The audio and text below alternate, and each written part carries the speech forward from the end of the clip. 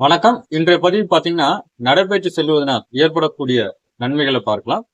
நடைப்பயிற்சி பொறுத்த வரைக்கும், காலையில நடைப்பயிற்சி செல்வது என்பது ரொம்ப நல்லது. உங்களுக்கு காலையில நேரம் இல்லாத பட்சத்துல, மாலையில நம்ம நடைப்பயிற்சி போவது தவறில்ல. நடைப்பயிற்சி செல்வதனால உங்களுடைய ரத்த ஓட்டம் என்பது சீராக்கக்கூடிய ஒரு நிலையை நம்ம பார்க்கலாம். உடல் முழுவதும் ஒரு புத்துணர்ச்சி அளிக்கக்கூடிய ஒரு நிலை என்பது ஏற்படும். அதே போல நம்மளுடைய ஞாபக சக்தி என்பது அதிகரிக்கக்கூடிய ஒரு நிலையை நம்ம பார்க்கலாம். உடல்ல இருக்கின்ற உறுப்புகள் அனைத்தும் நன்றாக செயல்படக்கூடிய ஒரு ஆற்றல் உண்டு. இருதயத்துக்கும் ரொம்ப நல்லது, நுரையீரலுக்கும் ஒரு மிக சிறந்த ஒரு பயிற்சியாக பார்க்கலாம். நம்மளுடைய ஜாயின்ஸ் மூட்டுகளுடைய அந்த வலுப்படுத்தக்கூடிய ஒரு நிலையை நம்ம பார்க்கலாம்.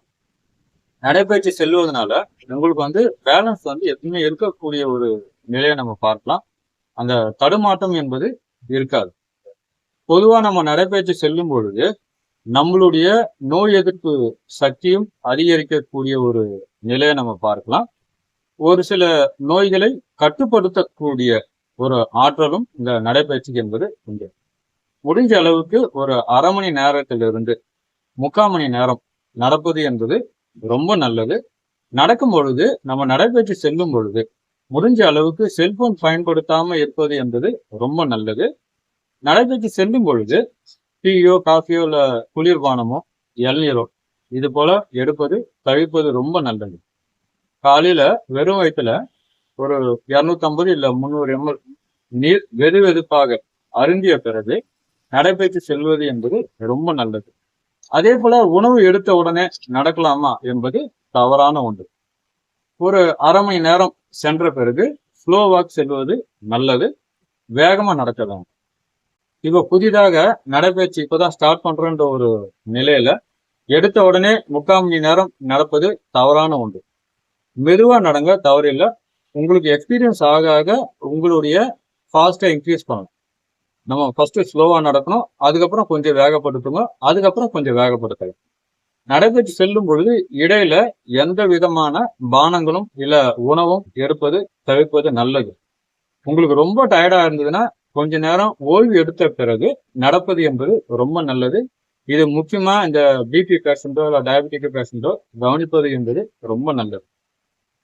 நடைபயிற்சி செல்லும் பொழுது நம்முடைய இரத்த ஓட்டம் என்பது உடல் ரீதியாக நன்றாக சென்று அடையக்கூடிய ஒரு நிலை என்பது ஏற்படும். உங்களுக்கு உடல் ரீதியாக ஏதாவது சர்ஜரி நடந்திருந்தால் டாக்டருடைய ஆலோசனை கேட்ட பிறகு எத்தனை மாதங்கள் ஓய்வு முடிந்த பிறகு நடைபயிற்சி செல்ல வேண்டும் என்ற ஒரு ஆலோசனை கேட்ட பிறகு நடக்கிறது ரொம்ப நல்லது.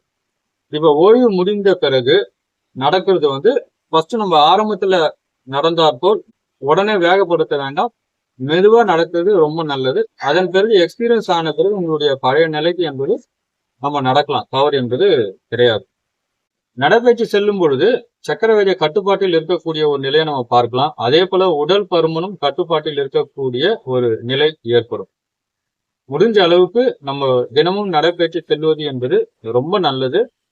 இது நமக்காக ஒரு அரை மணி நேரம் நம் உடல் நலத்திற்காக செலவு செய்யக்கூடிய ஒரு நிலையாக நினைத்து நடைபயிற்சி செல்வது ரொம்ப முக்கியமான ஒன்றா நம்ம பார்க்கலாம்.